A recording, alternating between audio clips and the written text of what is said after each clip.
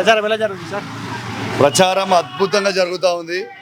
ఏ ఇంటికి పోయినా ఖచ్చితంగా బీఆర్ఎస్ పార్టీ కేసీఆర్ గారి నాయకత్వంలో బలపరిచిన గోపీనాథ్ సునీత భారీ మెజారిటీతో గెలవబోతా ఉంది. రాసి పెట్టుకుని తథ్యం.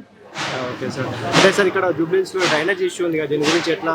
దీంట్లో ఇది 100% కాంగ్రెస్ పార్టీ ఆపింది. కేసీఆర్ గారి నాయకత్వంలో ఆనాడు గోపీనాథ్ గారు 12 కోట్ల రూపాయలతో డ్రైన్ శాంక్షన్ చేసిండు.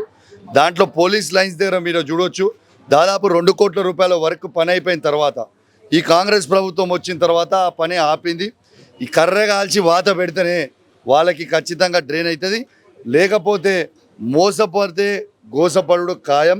ఎందుకు చెప్తున్నా అంటే ఇలా 6 గ్యారెంటీలు. ఏ మహిళలకి 2500 ఇస్తామన్నారు, ఇవ్వలేదు. ఇలా గ్యాస్ సిలిండర్ ఇస్తామన్నారు, ఎవరికి వస్తలేదు. 4000 రూపాయల పెన్షన్ ఇస్తామన్నారు, చేయలేదు. వికలాంగులకు 6000 రూపాయల పెన్షన్ ఇస్తామన్నారు, ఇవ్వలేదు. ఏది కూడా వీళ్ళు ఇవ్వలేదు. ఎట్టు పరిస్థితిలో మీరు రాసి పెట్టుకోండి, జూబ్లీహిల్స్ ప్రజలు కేసీఆర్కి పట్టం కట్టబోతా ఉన్నారని చెప్పి ఈ సందర్భంగా తెలియజేస్తా ఉన్నాను.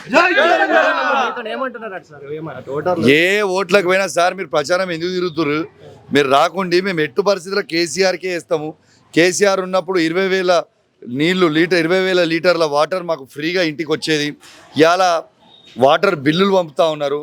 75 గజాలు ఇళ్ళలు ఉన్నప్పుడు కేసీఆర్ గారు ఫ్రీగా రెగ్యులరైజ్ చేసిర్రు.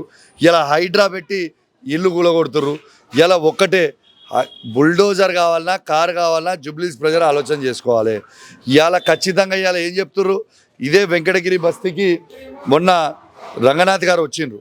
ఏమని చెప్పిర్రు, ఇది మొత్తం కూడా ఇదంతా కూడా చెరువులు ఉన్నది, మూసి మీద ఉన్నది, హైడ్రా పెట్టి ఇల్లు కూలగొడతామని చెప్తా ఉన్నారు. ఇలా పేదల ఇల్లు కూలగొట్టే ప్రయత్నం చేస్తూ ఉన్నారు. ఖచ్చితంగా ప్రజలు కర్ర కాల్చి వాత పెడతారు, గ్యారంటీగా రాసి పెట్టుకోరు.